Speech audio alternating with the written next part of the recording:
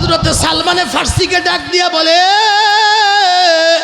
শোনো, তোমার নবীকে গিয়া বলবা 4, 5, 6, 10 কেজি বড় একটা পাথর, এত বড় একটা স্বর্ণের টুকরা যদি তোমার বিনিময়ে যদি কেউ দিতে পারে, তুমি বা তোমার নবী যে কোনো একজন দিলেই হবে। অর্থাৎ যেই স্বর্ণের চাকাটা 5-10 কেজি ওজন হয়, এত বড় একটা স্বর্ণের চাকা দিতে হবে। এটা হলো 1 নম্বরের শর্ত। 2 নম্বরের শর্ত হইল, আমার অনেকগুলি জমি আছে, এর ভিতর থেকে আমি একটা জমি দেখায়া দেব। এই জমির ভিতরে 300 খেজুরের গাছ লাগাইতে হবে। শর্ত হলো 1 বছর টাইম দেওয়া হবে। এই 1 বছর টাইমের ভিতরে এই জমির ভিতরে 300 খেজুরের গাছ লাগাবে। 1 বছরের মধ্যে শর্ত হলো একসঙ্গে এই প্রত্যেকটা খেজুরের চারা একসঙ্গে বড় হতে হবে, একসঙ্গে মুকুল বা ফুল আসতে হবে, একসঙ্গে খেজুর আসতে হবে, একসঙ্গে খেজুরগুলি পাকতে হবে। এক বর্ণনার মধ্যে 100 খেজুর গাছ, আর এক বর্ণনার মধ্যে 300 খেজুর গাছ। যে কোনো একটা ধরলাম, 300 খেজুর গাছ একসঙ্গে বড় হবে, একসঙ্গে মুকুল বা ফুল আসবে, একসঙ্গে খেজুর ধরবে, আর একসঙ্গে খেজুরগুলা পাকবে। আর টাইম হলো মাত্র 1 বছর। এটা যদি এই শর্ত যদি পূরণ করতে পারো, তাইলে কথা দিলাম মাকে আজাদ করব। নাউজুবিল্লাহ। বাহ্যিকভাবে বলুন তো দেখি, আসলে কি এই শর্ত পূরণ করা সম্ভব? আর 10 কেজি স্বর্ণের যদি একটা চাকার টুকরা দেওয়া লাগে, এটার দাম কি পরিমাণ হইতে পারে? আল্লাহর হাবিবের দরবারে একদল কুরাইশদের মধ্যে থেকে একদল কাফের, এরা বিশ্বনবীর দরবারে গেল। আল্লাহর হাবিবের দরবারে যাওয়ার আগে এরা প্রথমে গেল ইহুদিদের কাছে। গিয়ে তারা কিছু জ্ঞান অর্জন করলো। কি জ্ঞান? যে তোমাদের যে নবী মুসা আলাইহিস সালাম আসছিলেন, উনি পৃথিবীতে কি কি অলৌকিক ঘটনা, কি কি মুজিজা নিয়ে আসছিলেন, আমাদেরকে একটু খবর দাও। তো এরা মুসা আলাইহিস সালামের কিছু মুজিজার তথ্য এরা নিল ইহুদিদের কাছ থেকে। এরপরে এরা চলে গেল খ্রিস্টানদের কাছে, নাসারাদের কাছে, যে ঈসা আলাইহিস সালাম তো পৃথিবীতে আসছিলেন, তোমাদের নবী, ওনার কিছু মুজিজা আমাদেরকে বলো। তো ঈসা আলাইহিস সালামের কিছু মুজিজা নাসারা দাদা এদের কাছ থেকে তারা নিল। এরপরে আমার আপনার পয়গম্বর মুহাম্মদুর রাসূলুল্লাহ সাল্লাল্লাহু আলাইহি ওয়াসাল্লামের কাছে গিয়ে এরা বলে, হে মুহাম্মদ, আমরা বলি সাল্লাল্লাহু আলাইহি ওয়াসাল্লাম, তুমি তো পৃথিবীতে আগমন করেছ এবং তোমার দাবি তুমি নাকি নবী হয়েছ, আল্লাহ পাক তোমাকে নবী বানিয়েছেন। তো আমরা আসছি তোমার কাছে কালেমা পড়ে মুসলমান হব, তবে কিছু শর্তে। বলেন বিনা শর্তে না কিছু শর্তে? কিছু শর্তে মুসলমান হব। তার মধ্যে 1 নাম্বার কথা হইল যে পূর্বের জামানায় মুসা আলাইহিস সালাম পৃথিবীতে আসছিল, উনি কিছু মুজিজা দেখাইছে। ঈসা আলাইহিস সালাম পৃথিবীতে আসছিল, সেও কিছু মুজিজা দেখাইছে। তুমি যে নবী, তুমি এমন কোন মুজিজা নিয়ে পৃথিবীতে আগমন করছো সেটা আমাদেরকে বলো। তারা যেমন কিছু মুজিজা দেখাইছেন, তুমিও কিছু আমাদেরকে দেখাও। যেমনিভাবে হযরতে মুসা আলাইহিস সালাম এর যতগুলি মুজিজা ছিল, তার মধ্যে একটা হলো এই, হযরতে মুসা আলাইহিস সালাম তার বগলের নিচে হাত ঢুকাইতেন, কিছুক্ষণ রাখতেন, রেখে এই হাত যখন বগলের নিচ থেকে বের করে এইভাবে ধরতেন, এই হাত এটা লাইটের মতো, এটা আলো দিত, আশপাশটা হাতের আলোতে ঝলমল ঝলমল করত, আলোকিত হয়ে যাইত। জোরে বলেন সুবহানাল্লাহ। মুসা আলাইহিস সালামের তো আরেকটা মুজিজা ছিল, ওনার হাতে সব সময় এটা কি থাকতো বলেন? আরো জোরে বলেন। এই লাঠিটা এটা সাধারণ লাঠি না, এটা হলো মুজিজার লাঠি। এটা ছেড়ে দিলেই আজদাহা বিশাল অজগর হয়ে যাইত। আবার মুসা পয়গম্বর যখন এটাকে হাত দিয়া ধরতেন তো হাতের স্পর্শ লাগার সাথে সাথেই এই লাঠি আবার আগের লাঠিতেই রূপান্তরিত হয়ে যাইত। এটা জোরে বলেন না সুবহানাল্লাহ। একবার তো ফেরাউন ৭০,০০০ জাদুঘরদের হায়ার করে নিয়ে আসছে, বিশাল এক ময়দান, যে এখানে জাদু দিয়া এই ৭০,০০০ জাদুকর এরা বাঘভাল্লুক হিংস্র প্রাণী সাপ বিচ্ছু বানায়া মুসা আলাইহিস সালামের সামনে পুরা ময়দানটা ভরায়া ফেলছে। উনি তো নবী, কিন্তু তারপরে তো মানুষ, তো ভিতরে তো ভয় কম বেশি সবারই আছে। জোর এখন কথা ঠিক কিনা? মুসা আলাইহিস সালাম এই বাঘভাল্লুক হিংস্র প্রাণী সাপ বিচ্ছু ময়দান ভরা দেখার পরে উনি একটু ভয় পাইলেন, পিছাইতে চান। কোরআনের মধ্যে আছে, আল্লাহ বললেন যে ইয়া মুসা লা তাখাফ, হে মুসা ভয় পেও না, তোমার হাতে যে লাঠি আছে এটা আসলে দেখতে লাঠি, কিন্তু এর মধ্যে আর একটা শক্তি আছে। তুমি আমি আল্লাহর উপর ভরসা করে এই লাঠিটা ছেড়ে দাও, ভয় পেও না আর পিছাও না, লাঠিটা ছেড়ে দাও, বাকি যা করার আমি আল্লাহই করব। যেই মাত্র হাতের লাঠি জমিনে ছেড়ে দিছে, কোরআন শরীফে আছে হিয়া হাইয়াতুন তাসা, বিশাল এক আজদাহা, বিশাল এক অজগর। এ কত বড়! কোরআনের তাফসীরে লেখা আছে যে হাজে করছে, এই মুখের গহ্বরটা শোনার পর একটু আওয়াজ দিয়া, খবরটা পাওয়ার পর একটু আওয়াজ দিয়ে সুবহানাল্লাহ কইেন। আর এই মুখের গহ্বরটা শুনলেই বোঝা যাবে এই সাপটা কত বড় হইছে। বিশাল এক অজগর আজদাহা হওয়ার পরে হাজে করছে, নিচের ঠোঁটটা তো জমিনে আর উপরের ঠোঁটটা জমিন থেকে নিয়ে ২.৫ মাইল উপরে। এরপরেও সুবহানাল্লাহ কিন্তু জোরে অনেকেই কয় নাই, একটু আওয়াজ দেখেন না সুবহানাল্লাহ। আমি ২.৫ কিলোমিটার কই নাই, ২.৫ মাইল। তাহলে চিন্তা করেন হাটা কত বড় হইছে। একটা টান যে দিছে, ওই যমুনা নদীর পানি ওই ব্রিজের পার দিয়ে সুইচ গেটের নিচ দিয়ে যখন যায়, খড়কুটা ধুলাবালি যা আছে যেভাবে যাইতেই থাকে কঠিন স্রোতের ভিতর দিয়া, সাপ যখন একটা টান দিছে তো ময়দানে যা ছিল স্রোতের মতো খালি সাপের মুখের মধ্যে যাইতেই আছে। কিছুক্ষণের মধ্যে পুরা ময়দান পরিষ্কার। ৭০,০০০ জাদুকর একসঙ্গে মুসা নবীর হাতে হাত রাইখা এরা কয় আমরা এই মুহূর্তে পড়লাম কালেমা, এখন থেকে আমরা হয়ে গেলাম মুসলমান। ফেরাউন ডাক দেয়া বলে তোমাদেরকে টাকা দিয়ে হায়ার করে নিয়ে আসছে মুসাকে হারাবো বলে, তোমরা তার দলে যোগ দিয়া দিলা যে। ওই যে যোগ যে দেব না, আমরা তো দেখাইছি জাদু, আর উনি যেটা দেখাইছেন এটা জাদু না গো, এটা জাদুর দাদা। কারণ জাদুর বাবা কইলে তো হক আদায় হবে না, এটা হলো জাদুর দাদা। কারণ জাদুরাই যে খায়, এটা জাদু নয়, নিঃসন্দেহে এটা আল্লাহ প্রদত্ত এবং উনি আল্লাহর রাসূল, উনি আল্লাহর পয়গম্বর, সন্দেহ নাই। আমরা এই মুহূর্তে কালেমা পড়ে হয়ে গেলাম মুসলমান। একটু জোরে বলেন সুবহানাল্লাহ। আল্লাহর বান্দারা কথাগুলি খুব ভালো করে বুঝবেন। এই কথাগুলি শুনবার পরে কুরাইশরা বিশ্ব নবীর সামনে গিয়া বলে, হে মুহাম্মদ, আমরা তো জেনেছি মুসা পয়গম্বরে কিছু মুআজিজা ছিল, যেমন সে বগলে নিচে হাত দিয়া কিছুক্ষণ হাতটা রেখে যখন বাহির করত, এই হাতটা ঝলমল ঝলমল করত, আশপাশ আলোকিত হয়ে যাইত। ২ নাম্বার মুসা পয়গম্বরের আর একটা মুআজিজা হইল লাঠির মুআজিজা। সেই সঙ্গে পাশাপাশি হযরত ঈসা আলাইহিস সালাম, তার যতগুলা মুআজিজা ছিল তার মধ্যে একটা মুআজিজা ছিল এমন, কোন জন্মন্ধ যে মায়ের পেট থেকেই চোখে দেখে না, অন্ধ হিসাবে যারা দুনিয়াতে আসে, এমন জন্মন্ধ, এই জন্মন্ধের চোখের উপরে যদি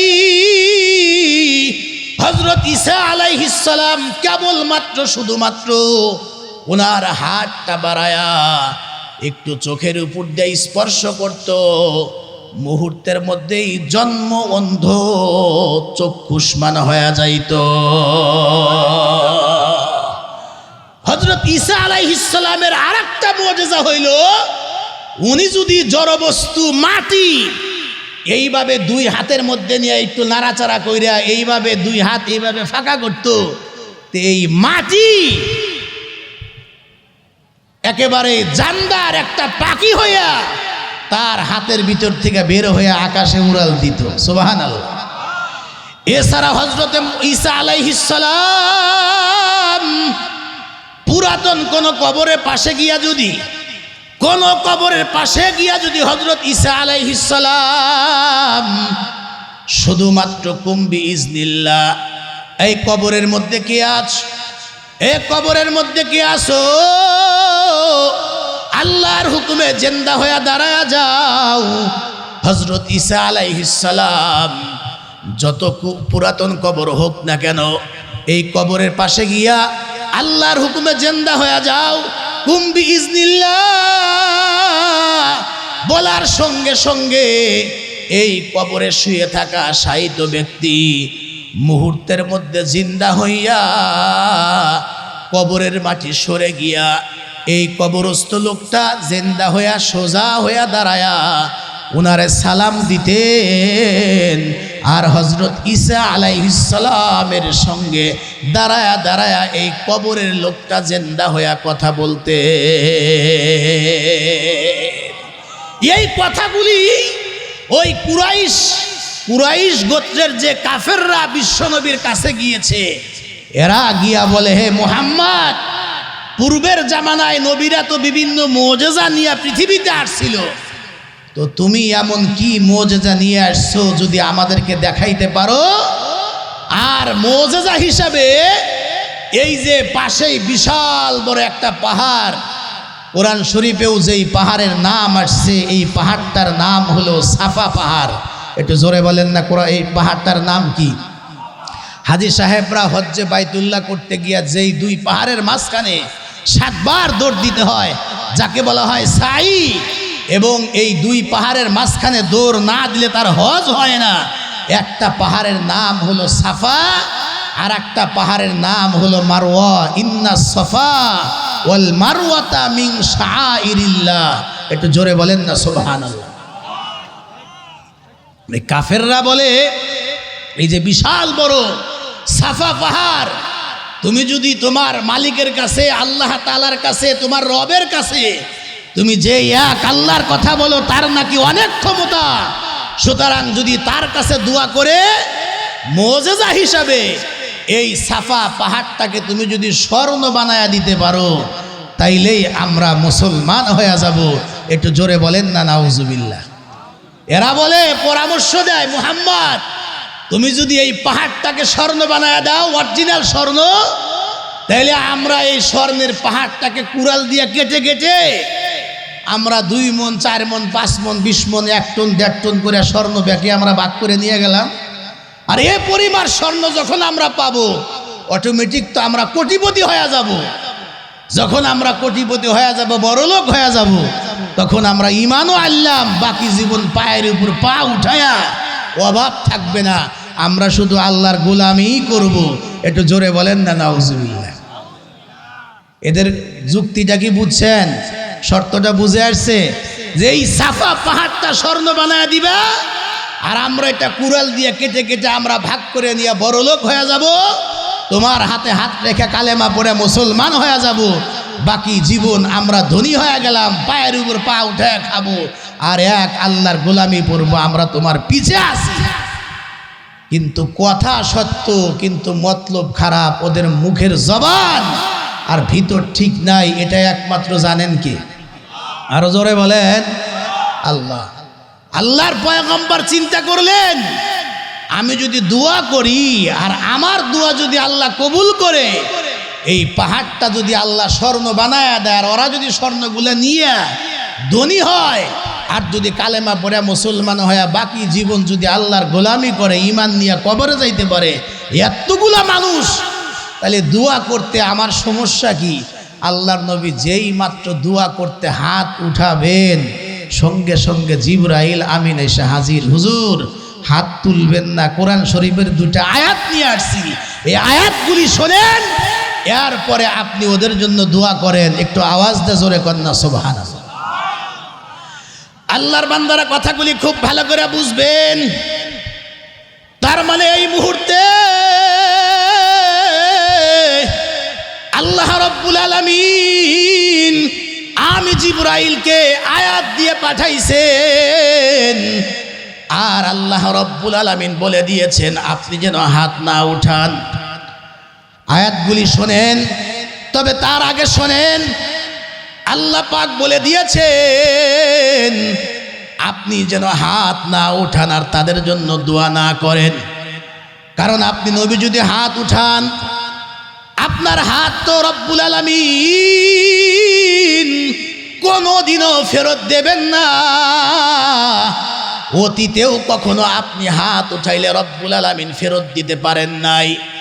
আজকেও যদি এই কাফেরদের ব্যাপারে তাদের জন্য এই স্বর্ণকে পাহাড়, এই পাহাড়কে স্বর্ণ বানায়া দেওয়ার জন্য যদি আল্লাহর দরবারে হাত উঠায়া আপনি যদি বলেন আল্লাহ রব্বুল আলামিন তো আপনার দোয়া কবুল না করে আর এই পাহাড়কে স্বর্ণ না বানায়া দিয়ে তো আল্লাহ রব্বুল আলামিন থাকতে পারবেন না।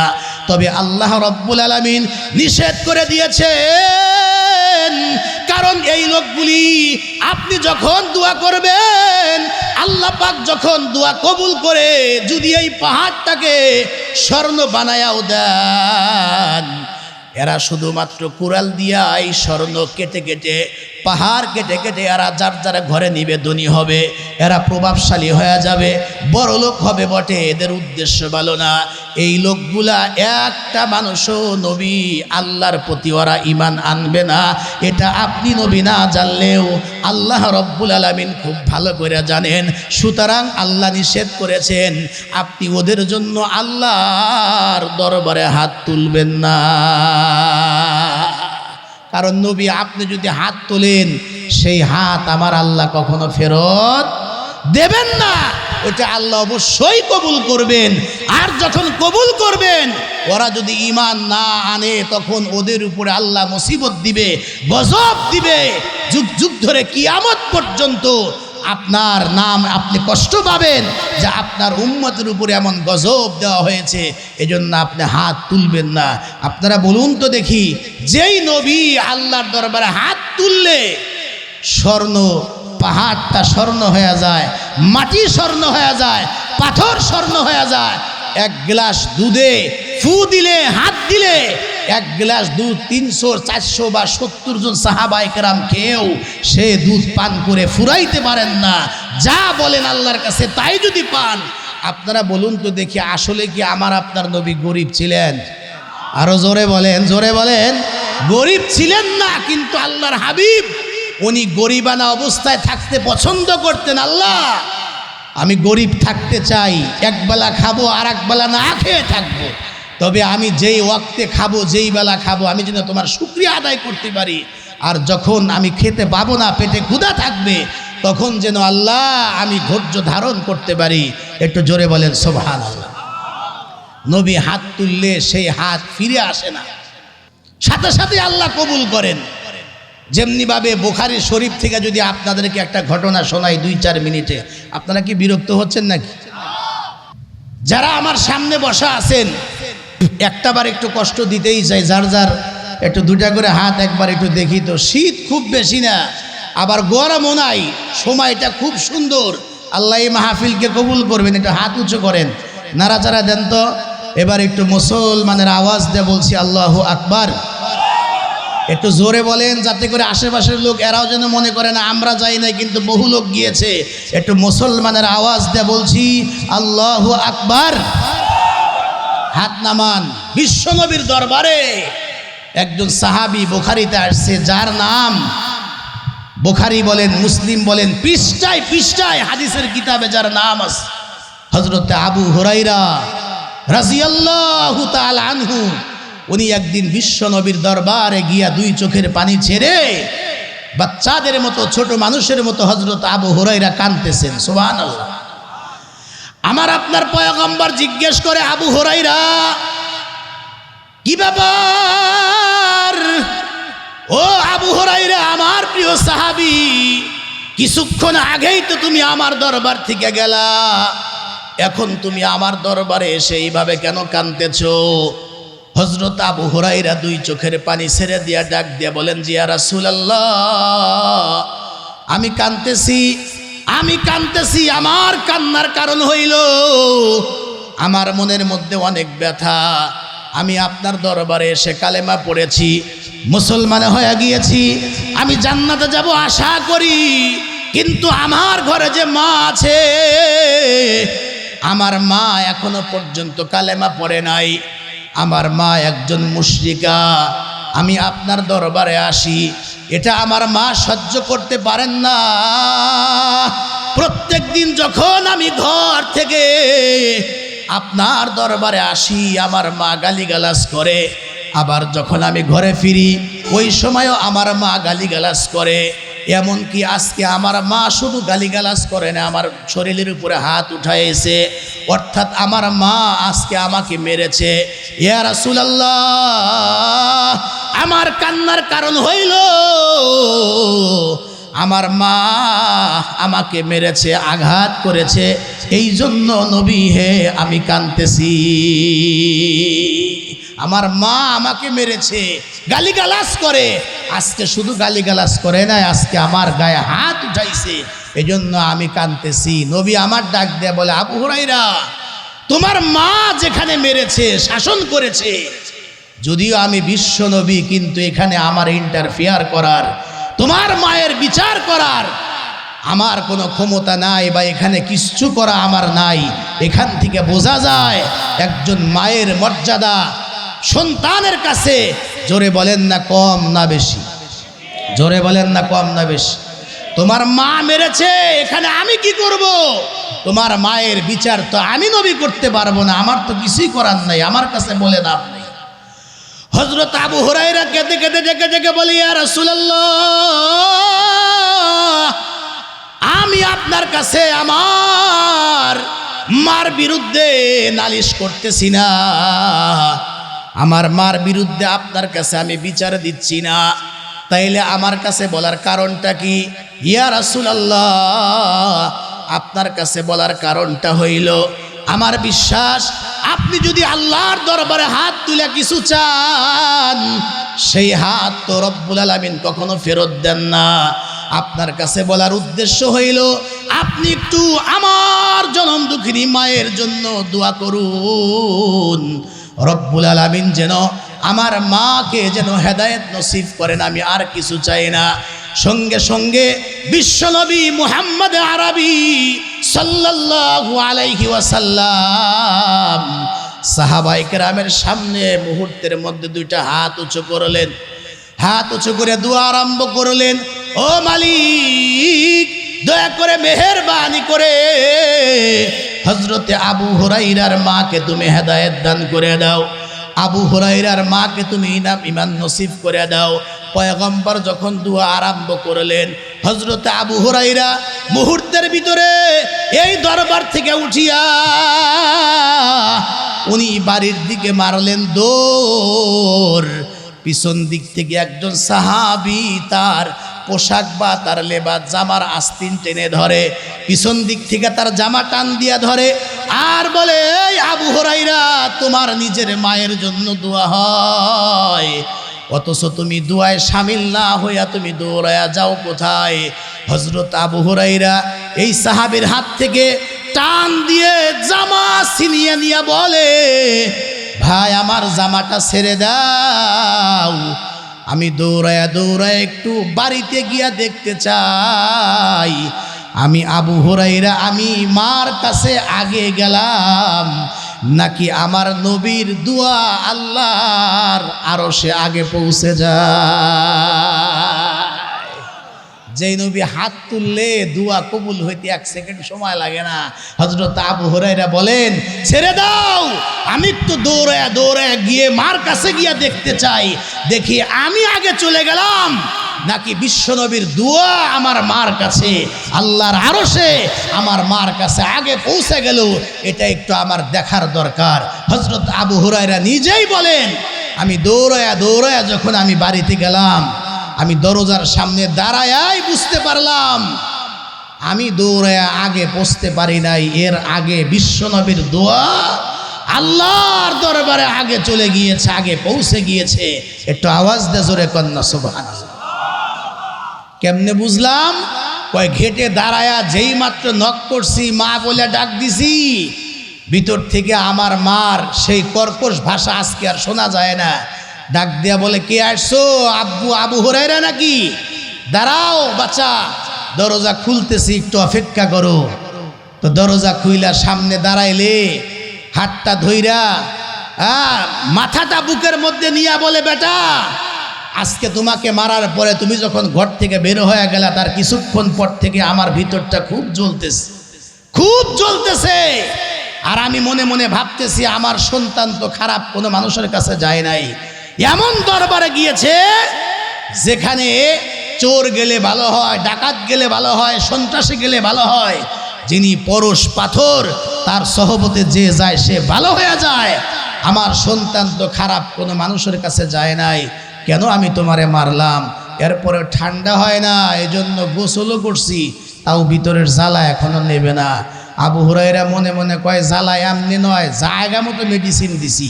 একটু জোরে কন্যা সুবহানাল্লাহ।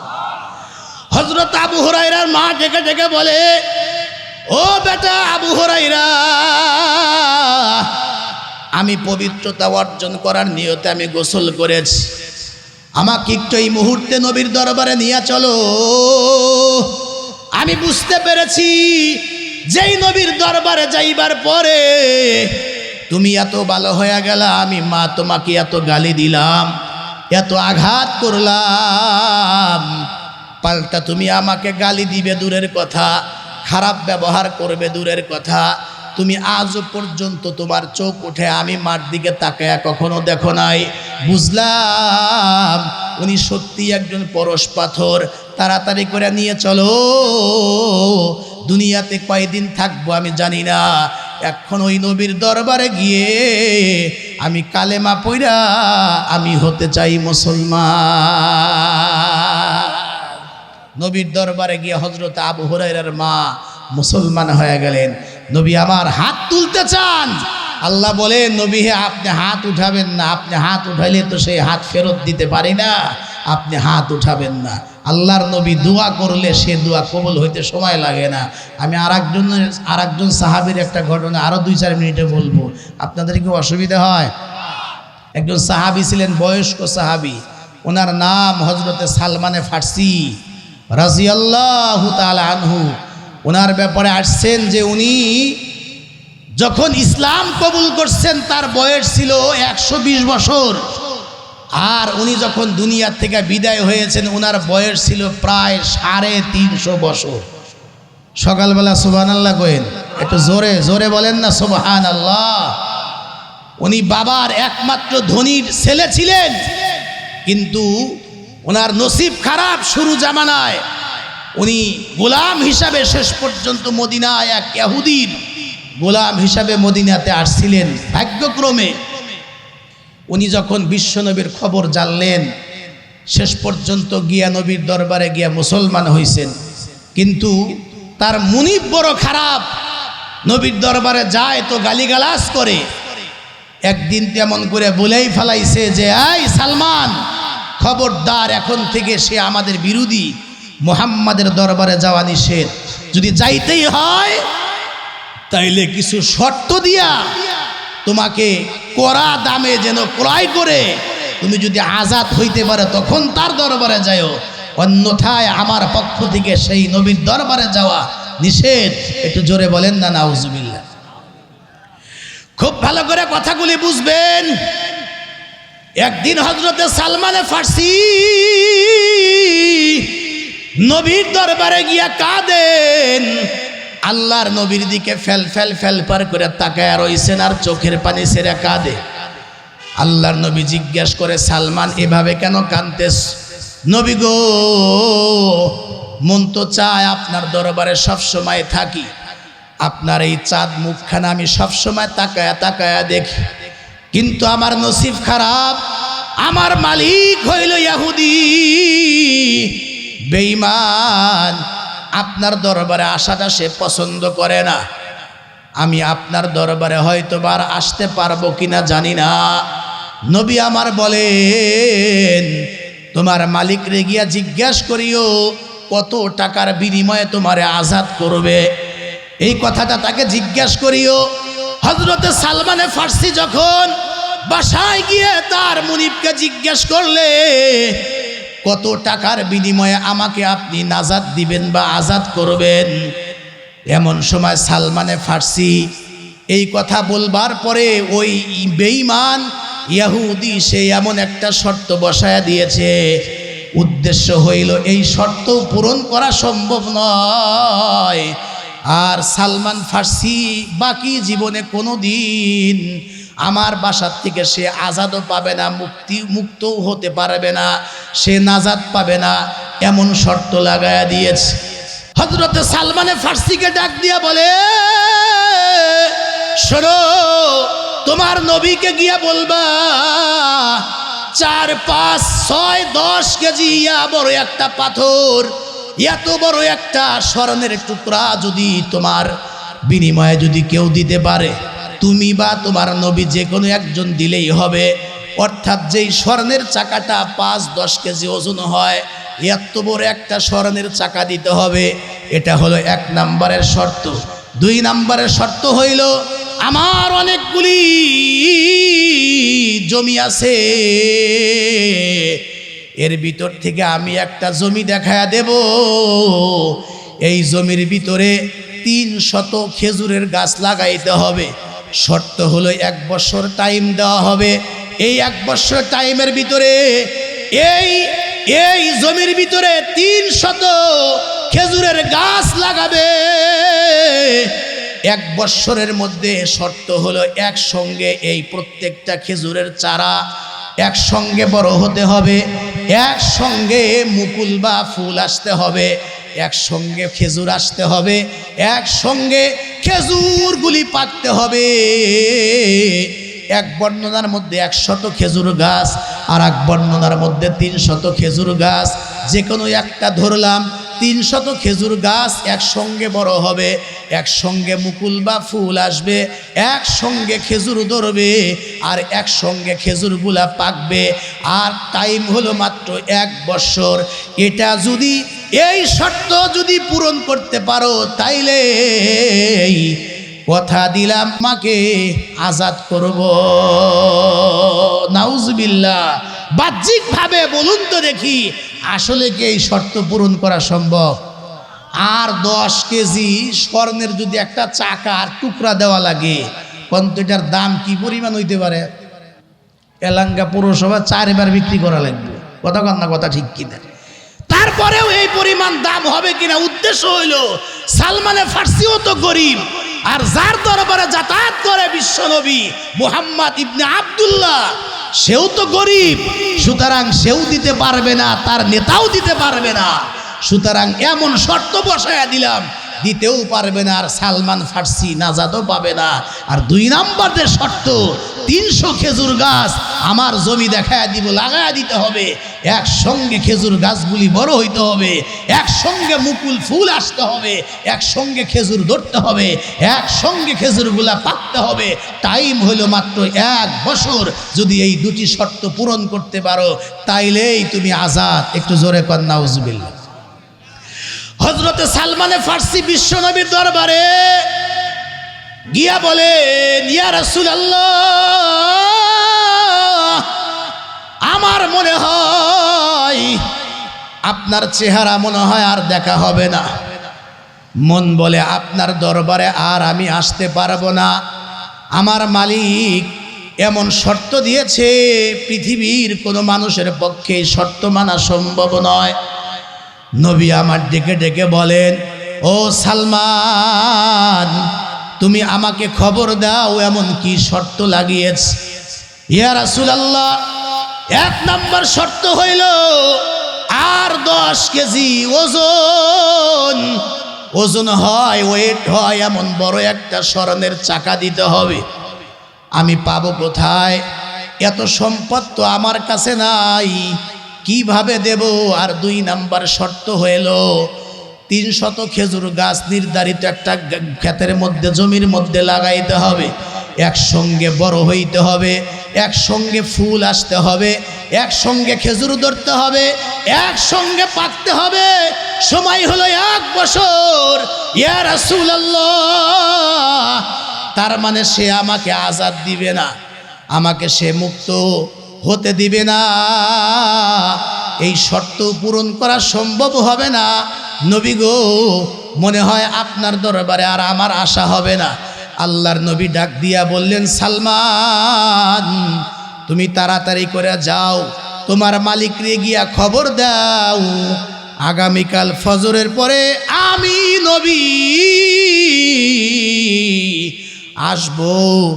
আর আল্লাহর তৌফিকে, আল্লাহর রহমতে যেভাবেই হোক আমি তোমার মালিকের দেওয়া এই শর্ত পূরণ করে আমি আল্লাহ চাহে তো তোমাকে আমি মুক্ত করব।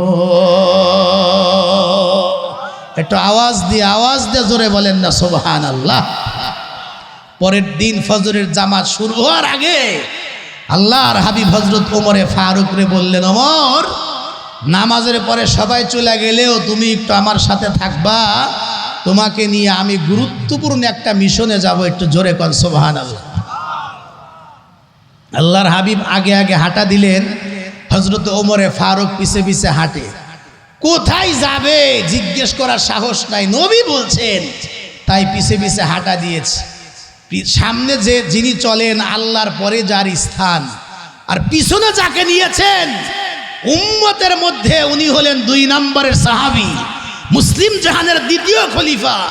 আল্লাহর নবী বলছেন, যার ব্যাপারে আমার পরে পৃথিবীতে কোনো নবী নাই। যদি আল্লাহ কাউরে নবী বানাইতো তাহলে ওমরে ফারুক রে আল্লাহ নবী বানায়া দিত। সুবহানাল্লাহ। আল্লাহর নবী বলেন যে আমার পরে নবী নাই, কিন্তু আমাদের দেশে এক জাতীয় লোক আছে কাদিয়ানির গোষ্ঠীরা, এরা বলে গোলাম আহমদ কাদিয়ানি, মির্জা গোলাম আহমদ কাদিয়ানি, যে বাথরুমে পায়খানা খাইতে খাইতে যার মরণ হয়েছে, কি জাতের নবী আপনি চিন্তা করেন। এই মির্জা গোলাম আহমদ কাদিয়ানিকে আমাদের দেশের এক জাতীয় কাদিয়ানির গোষ্ঠীরা এরা বলে যে মুহাম্মদুর রাসূলুল্লাহর পরে মির্জা গোলাম আহমদ কাদিয়ানি সেও নবী ছিল। একটু নাউজুবিল্লাহ জোরে বললেন না। আল্লাহ বলেন যে মা কানা মুহাম্মাদুন আবা আহাদিম মির রিজালিকুম ওয়ালাকিন রাসূলুল্লাহি ওয়া খাতামান নাবিয়্যিন ওয়া কানা আল্লাহু বিকুল্লি শাইইন আলিমা। নবীর যতগুলি সিফাত আছে, যতগুলি গুণ আছে, যতগুলি বৈশিষ্ট্য আছে, তার মধ্যে অন্যতম বৈশিষ্ট্য হলো আমার আপনার পয়গম্বর। উনি হলেন শেষ নবী, উনি হলেন খাতামুন নাবিয়্যিন। উনার পরে আর কোনো নবী নাই। উনার মাধ্যম দিয়ে নবুয়াতির সিল মেরে দেওয়া হয়েছে। আল্লাহ কোরআনে বলে উনার পরে আর নবী নাই, আপনি হলেন শেষ নবী। এটা আল্লাহ কোরআনের মধ্যে বলছেন। তাহলে এই কথা কার? আরো আওয়াজ দিয়ে বলেন, একটু আওয়াজ দেখুন, এই কথা কার? আল্লাহ বলেন যে বিশ্ব নবীর পরে মুহাম্মাদুর রাসূলুল্লাহর পরে আর নবী নাই। কিন্তু কাদিয়ানের গোষ্ঠীরা ওরা যদি বলে গোলাম আহমদ কাদিয়ানি সেও নবী ছিল, আপনারা বলুন, আওয়াজ দিয়ে বলেন, তার কি ঈমান আছে? ওদের ঈমান আছে। এজন্য আমরা বলি কাদিয়ানীদের ঈমান নাই, ওরা হলো কাফের। আমি যদি বলি কাদিয়ানীরা কাদিয়ানীরা কাদিয়ানীরা, আপনারা বলবেন কাফের কাফের, বলতে পারবেন? একটু আওয়াজ দিয়ে বলেন, কাদিয়ানীরা কাদিয়ানীরা কাদিয়ানি কাদিয়ানি। নবীর পরে নবী নাই, সংসদে আইন চাই। আওয়াজ দেখুন, নবীর পরে নবী নাই, সংসদে আইন চাই। নবীর পরে নবী নাই। আমাদের বাংলাদেশ সারা বিশ্বের বিভিন্ন কান্ট্রি থেকে, বিভিন্ন রাষ্ট্র থেকে রাষ্ট্রীয়ভাবে কাদিয়ানীদেরকে কাফের, অমুসলিম, কাফের ঘোষণা করা হয়েছে। কিন্তু আমাদের বাংলাদেশে স্বাধীনতার পরে বহু সরকার আসলো আর গেল, এদেশের হেফাজত ইসলাম সহ এদেশের সকল ওলামায়ে কেরাম তাওহীদি জনতার একটা দাবি, প্রায় 50 বছরের উপরে হয়ে গেল স্বাধীনতা অর্জন করেছে, বহু সরকার আসলো আর গেল, আজও পর্যন্ত ওলামায়ে কেরাম এবং মুসলমানদের এই দাবিটা তারা মানল না। আমরা বলেছিলাম যে এই কাদিয়ানীদের গোষ্ঠীদেরকে অমুসলিম রাষ্ট্রীয়ভাবে তারা যে কাফের এটা ঘোষণা করা হোক। আপনারাও এই কথার সাথে একমত আছেন না নাই? এজন্য আগামীতেও যারা সংসদে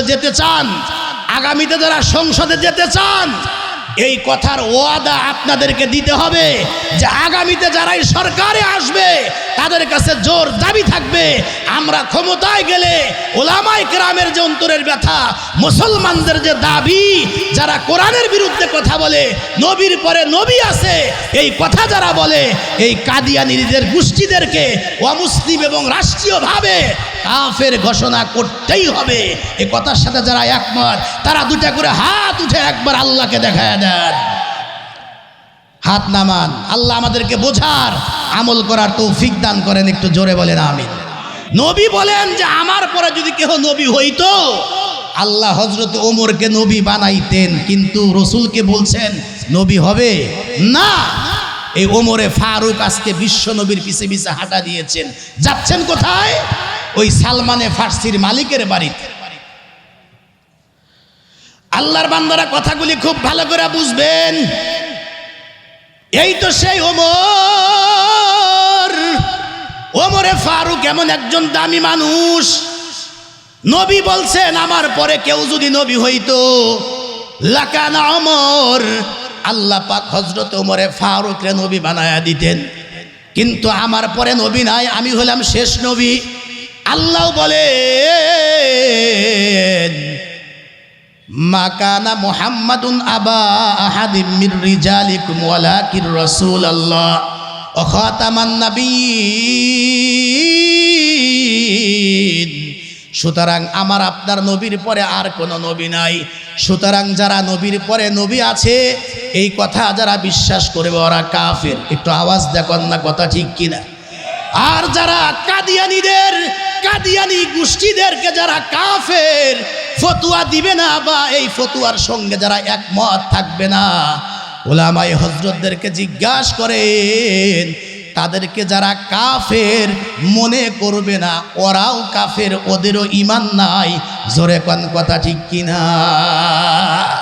হযরত ওমরে ফারুকের কথা বলছিলাম। এমন একজন দামি মানুষ মদিনার ভিতরে ঘুমায়া ঘুমায়া কে কি স্বপ্নে দেখে। হযরত ওমরে ফারুক রাদিয়াল্লাহু তাআলা আনহুর কাছে খবরও আল্লাহর পক্ষ থেকে দেওয়া হয়। একটু আওয়াজ দেখুন সুবহানাল্লাহ। আমার আপনার নবী দুনিয়ার থেকে বিদায় হয়ে গেছেন।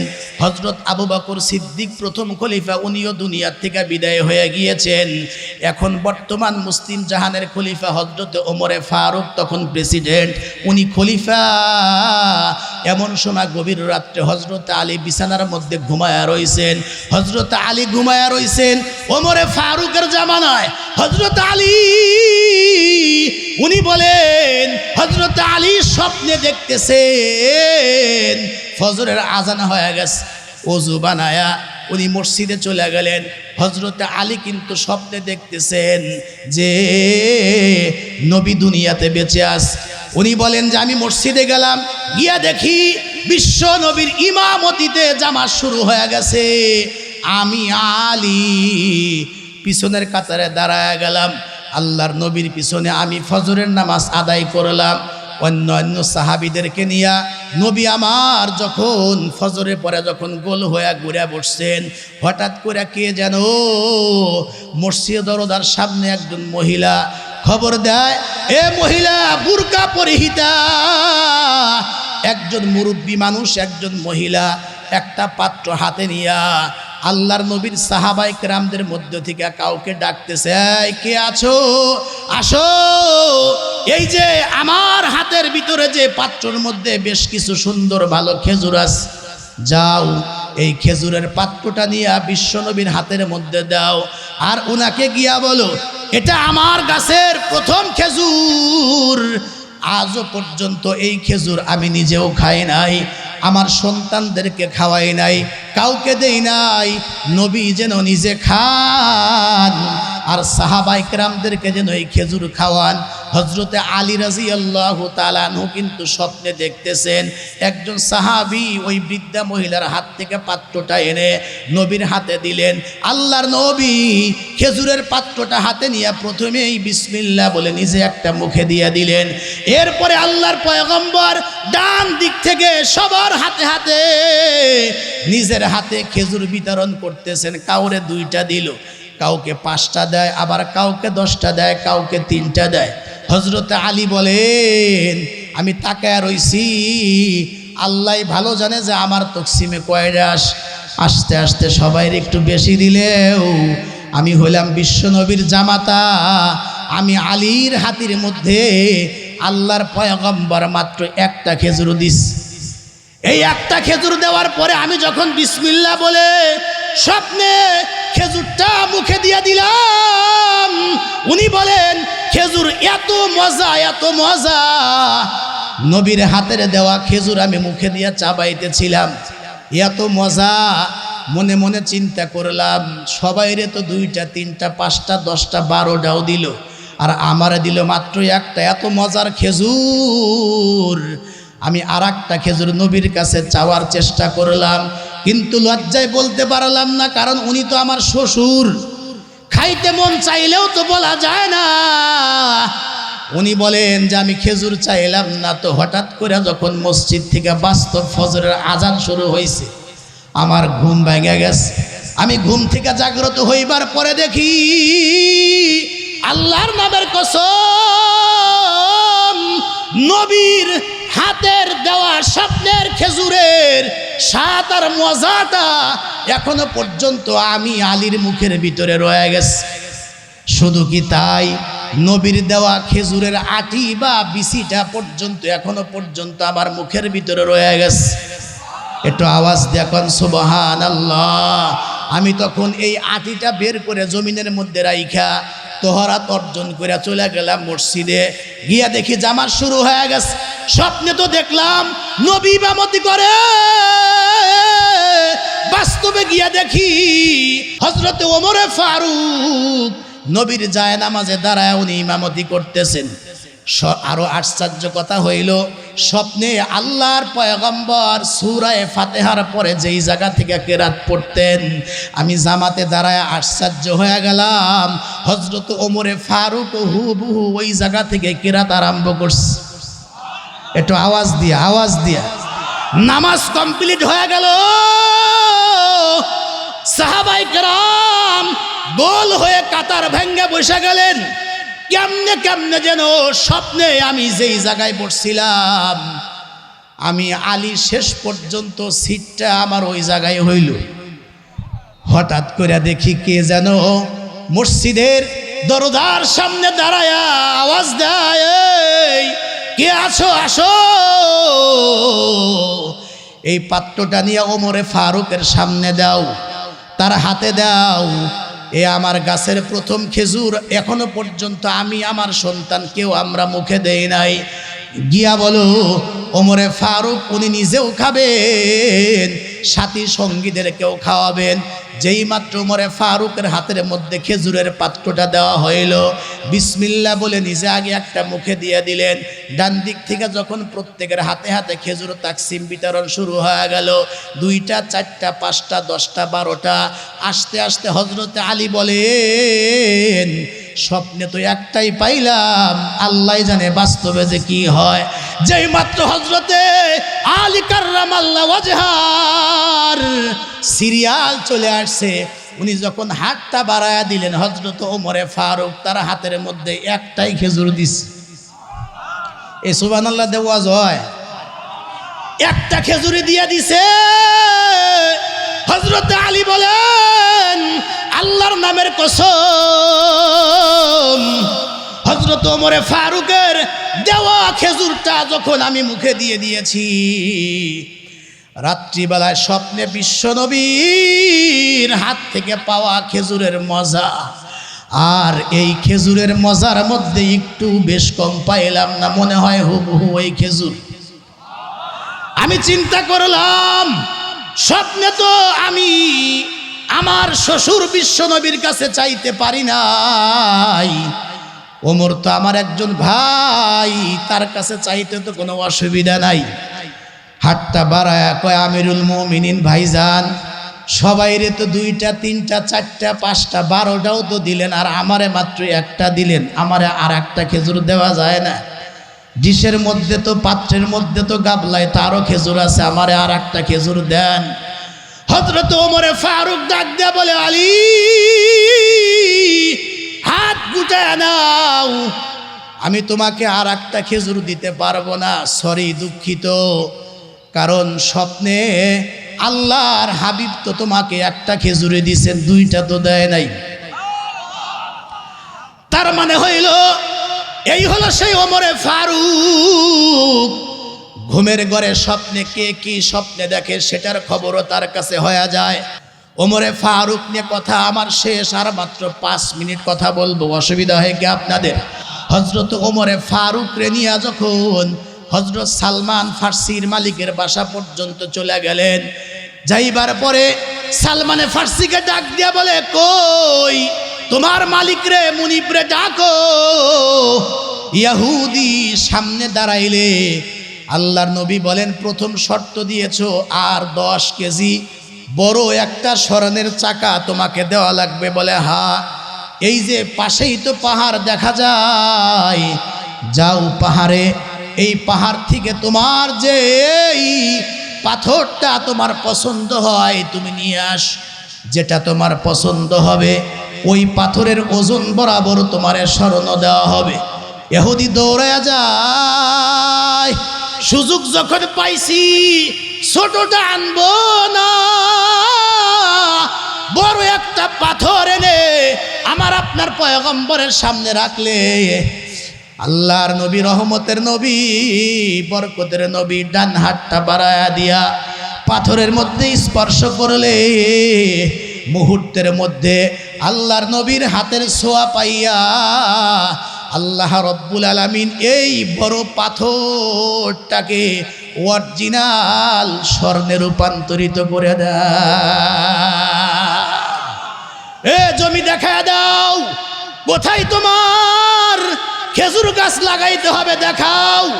জমি দেখা দিলে আল্লাহর নবী একটা করে খেজুরের চারা ধরেন, আর যখন ওই জমিনের মধ্যে নিজের হাতে বপন করবেন তার আগে খেজুর গাছের সঙ্গে নবী আমার কথা বলে, কথা বইলা বইলা কি যেন বলে, আর নবী আমার একটা দুইটা করতে করতে 300 খেজুরের গাছ লাগায়া দিলেন। ও দোস্ত, খুব ভালো করে বুঝবেন, 1 বছরের মধ্যে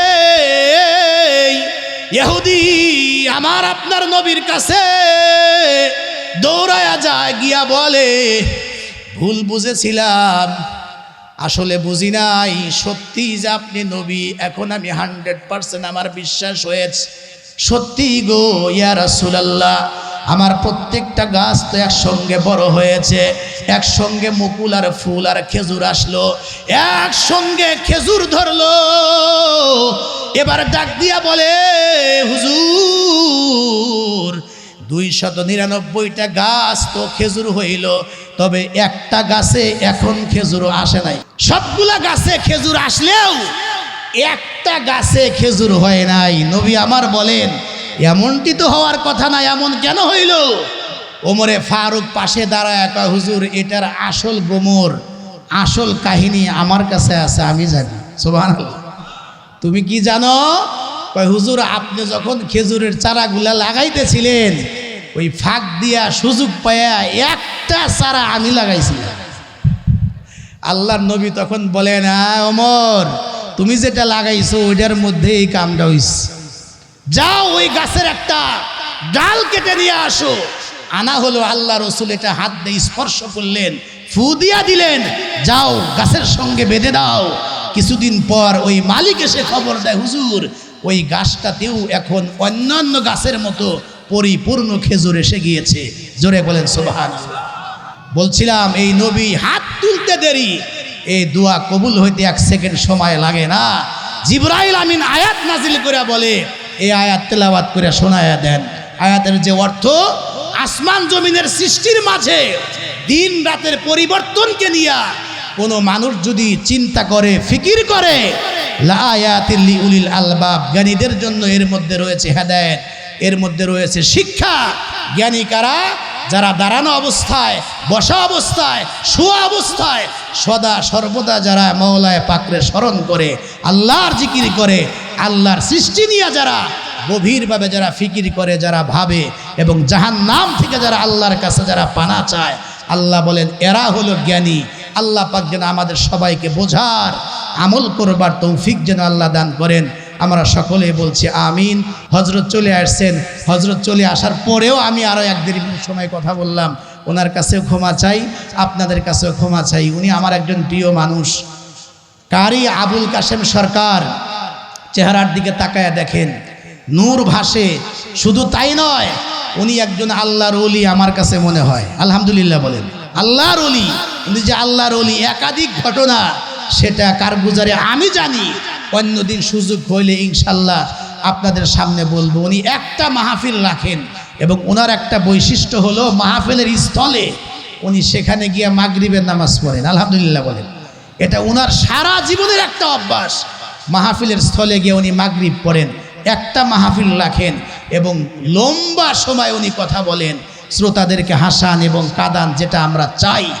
এই জন্য হজরত এসেছেন, হজরতের কাছে আশা করবো আজকেও যেন একটু লম্বা সময় মন খুলে আমার এলাঙ্গাবাসীকে উনি বয়ান শোনান। আপনারা বয়ান শুনবেন না গো? হুজুরের জন্য দোয়া চাই, দোয়া করবেন আল্লাহ পাক যেন এই ছায়া, এই মুরব্বীকে, বুজুর্গকে আল্লাহ লম্বা দিন পর্যন্ত আল্লাহ বাঁচায়া রাখেন, সুস্থ রাখেন। আমিন। ওয়া আখিরি দাওয়ানা আনিল হামদুলিল্লাহি রাব্বিল আলামিন। আসসালামু আলাইকুম ওয়া রাহমাতুল্লাহি ওয়া বারাকাতুহু।